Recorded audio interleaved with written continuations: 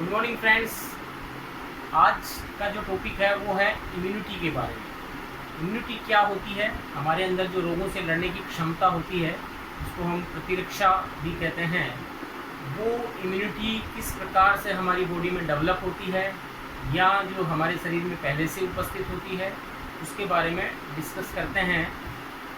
जैसा कि आपको पता है, इस वक्त पूरे वर्ल्ड में जो पेंडेमिक है कोविड-19 कोरोना वायरस जो डिजीज़ है वो फैल रही है, और इसमें सभी डॉक्टर्स और एक्सपर्ट्स कह रहे हैं कि यदि अपने आप को बचाना है तो हमें अपनी इम्यूनिटी को बूस्ट करना है। तो हम इम्यूनिटी को कैसे बूस्ट अप करें, इसके ऊपर मैं एक लेक्चर नेक्स्ट बनाऊंगा। लेकिन आज हम बेसिक्स पढ़ते हैं, इम्यूनिटी होती क्या है, कैसे इम्यूनिटी काम करती है, इम्यूनिटी के क्या टाइप्स हैं, किस प्रकार हमारे शरीर में रोगों से लड़ने की क्षमता होती है।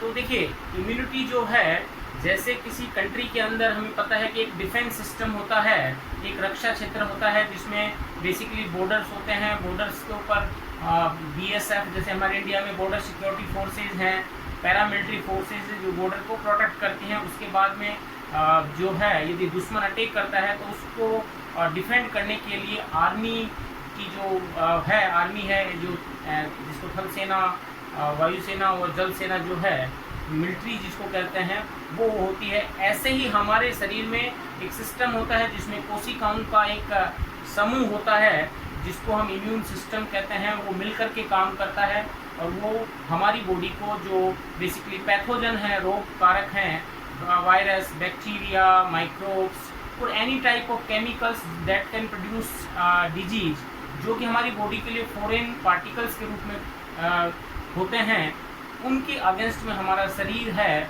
वो इम्यून होता है, यानी वो प्रतिरक्षा शो करता है, यानी वो उस पार्टिकल को किल करने की या बॉडी से बाहर निकालने की कोशिश करता है, रेजिस्ट करता है।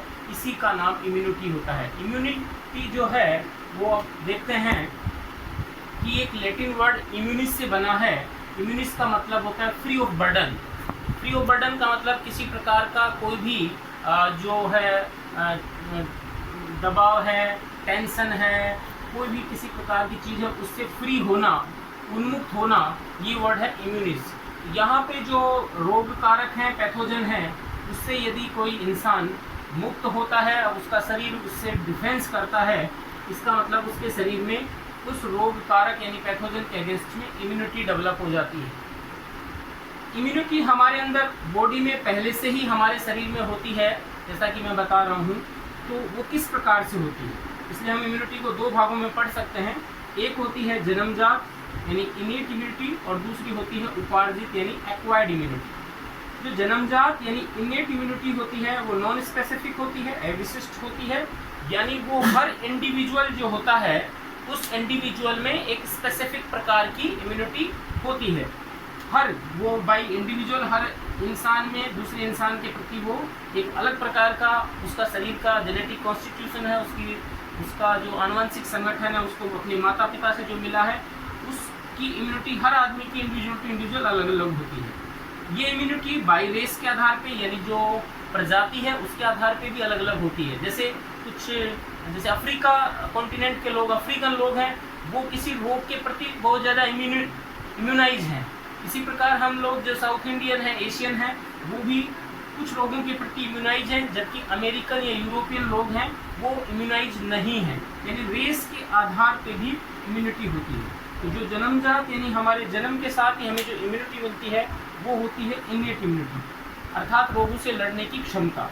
जैसे आपको पता है कि हमारे शरीर में कुछ फिजिकल बैरियर्स हैं, भौतिक जो अवरोधक हैं, वो हमारे को रोगों से लड़ने में हेल्प करते हैं। यानी जो रोग कारक हैं, वायरस, बैक्टीरिया, माइक्रोब्स, पैथोजेंस जो हैं, वो हमारी बॉडी में प्रेजेंट नहीं हो सकते क्योंकि वो फिजिकल बैरियर्स उपस्थित है। जैसे हमारा स्किन है, स्किन के ऊपर जो स्ट्रेटम कॉर्नियम नामक जो एपिथेलियम्स हैं, स्क्वामस एपिथेलियम सेल्स हैं, वो बार बार रिपीट होती रहती हैं और बाहर जो भी माइक्रोब्स लगते हैं, जो पैथोजन लगते हैं, वो मरते रहते हैं। तो स्किन जैसे एक फिजिकल बैरियर है, बहुत इंपॉर्टेंट। इसी प्रकार हमारे जो बॉडी के ओपनिंग्स हैं, जो द्वार हैं, जैसे माउथ है, नोजल है, इसके अलावा जो अन्य जो है एक्सक्रीटरी, जैसे एनस वाला पार्ट है, और इसके अलावा जैसे रिप्रोडक्टिव वेजाइना है, इनके अंदर म्यूकस मेम्ब्रेन पाई जाती है जो म्यूकस सिक्रीट करती रहती है।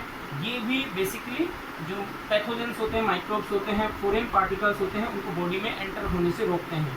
इसी प्रकार नेजल हेयर हैं, सीलिया है, ये फिजिकल बैरियर के रूप में काम करते हैं।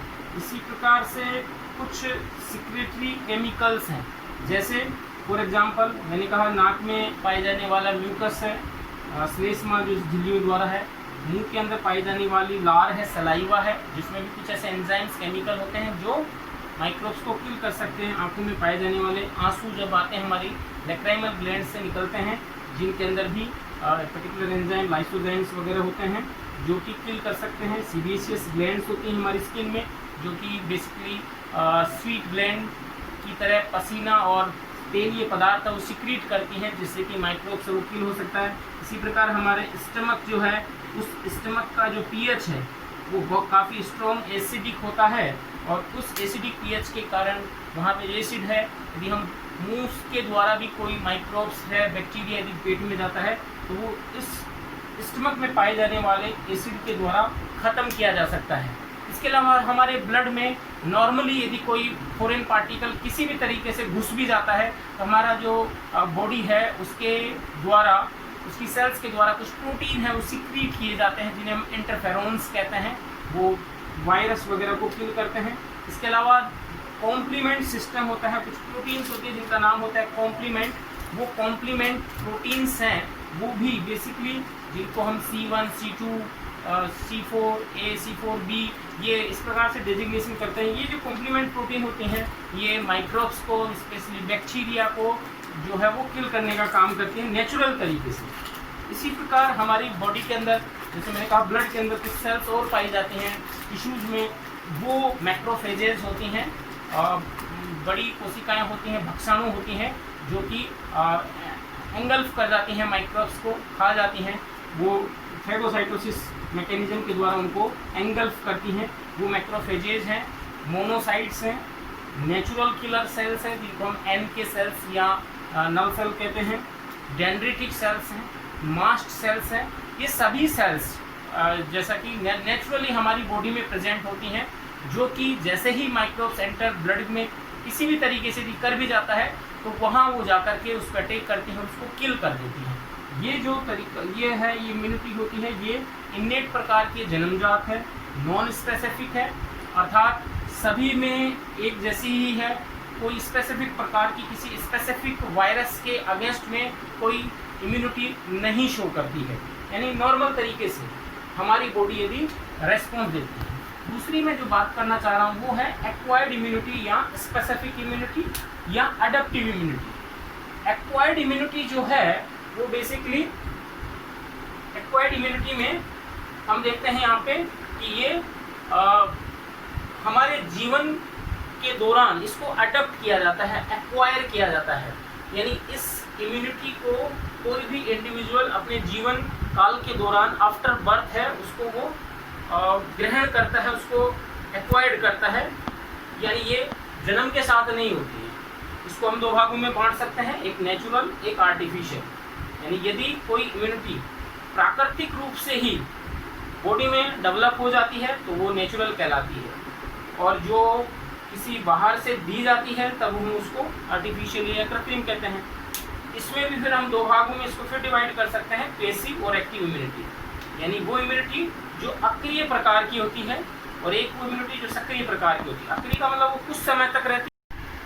हाँ, तो पैसिव जो नेचुरल इम्यूनिटी है जिसमें मैं बता रहा था कि ये जो होती है बाई जैसे प्लेसेंटा के थ्रू जो एंटीबॉडी बच्चे में जाती है मदर के थ्रू, वो पैसिव नेचुरल इम्यूनिटी का एग्जाम्पल है कि जो बच्चे को प्रेगनेंसी के दौरान जो मदर के ब्लड के थ्रू जो एंटीबॉडी है उसको रक्षा करती है उसकी माइक्रोब्स पैथोजन से, वो एक प्रकार की पैसिव इम्यूनिटी है। इसी प्रकार जब छोटा बच्चा दूध पीता है माँ का, उस दूध में कोलेस्ट्रॉल जिसको कहते हैं, उसमें भी एंटीबॉडी होती हैं, वो भी बच्चे के शरीर में जाती हैं और वो उसको नेचुरली बाहरी रोगों से लड़ने में शिक्षा प्रदान कर रही है, तो वो नेचुरल पैसिव इम्यूनिटी का एग्जाम्पल है। अब हम बात करते हैं एक्टिव नेचुरल इम्यूनिटी। यदि अर्ली एज में, बचपन में कोई बच्चा है, कोई इंसान है यदि वो किसी संक्रमण का शिकार होता है, किसी इन्फेक्शन का शिकार होता है नेचुरली, तो वो कहलाती है एक्टिव इम्यूनिटी। एक्टिव जो इम्यूनिटी है,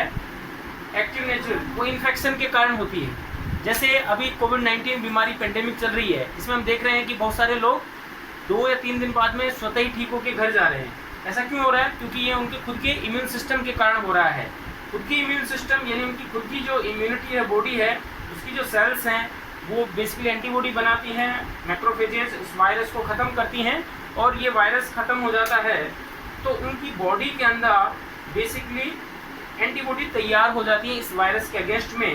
ये एक प्रकार की एक्टिव नेचुरल इम्यूनिटी है।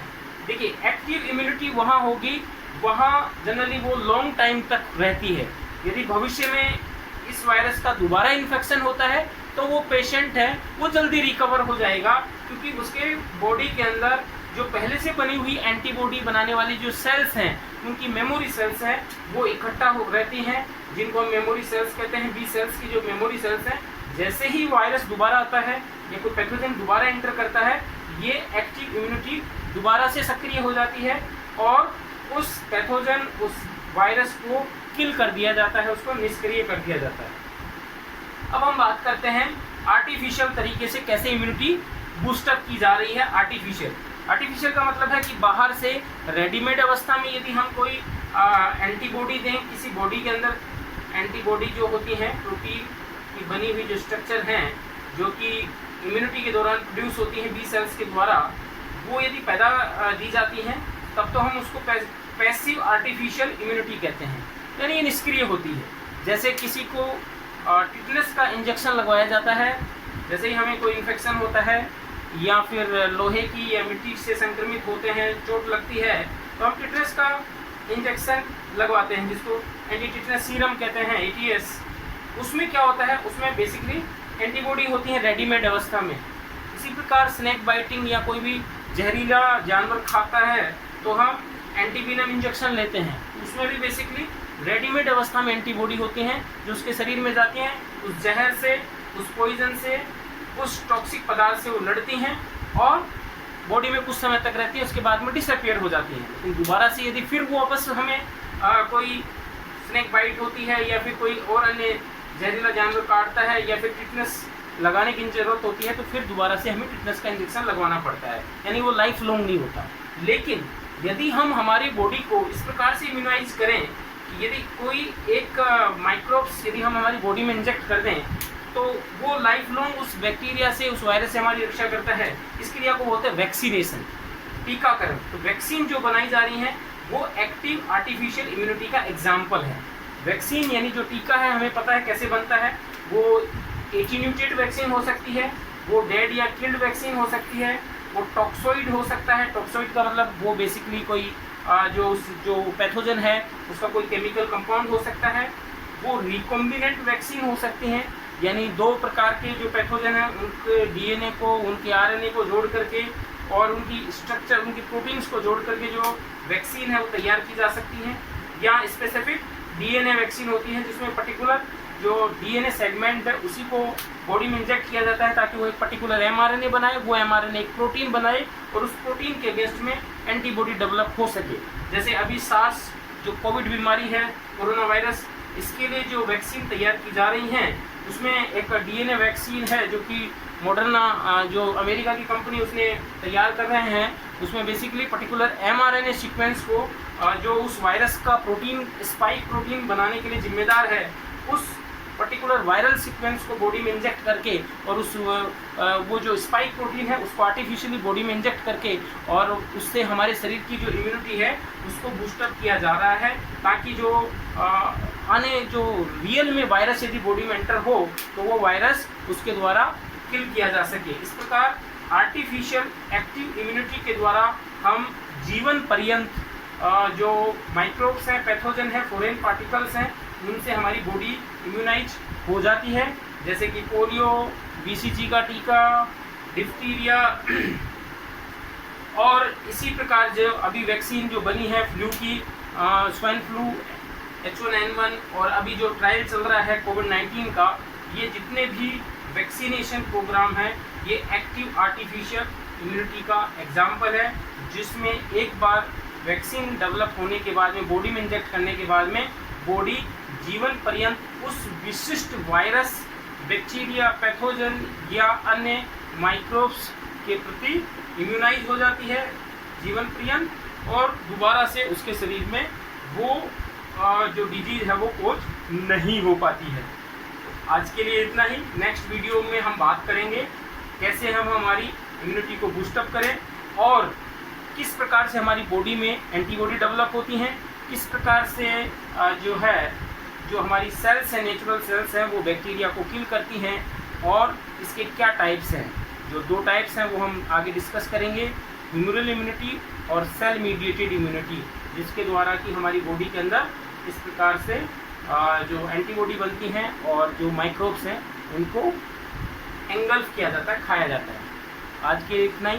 Thank you very much. यदि आपको ये वीडियो अच्छा लगे तो इसको अपने दोस्तों में शेयर ज़रूर करें, लाइक करें।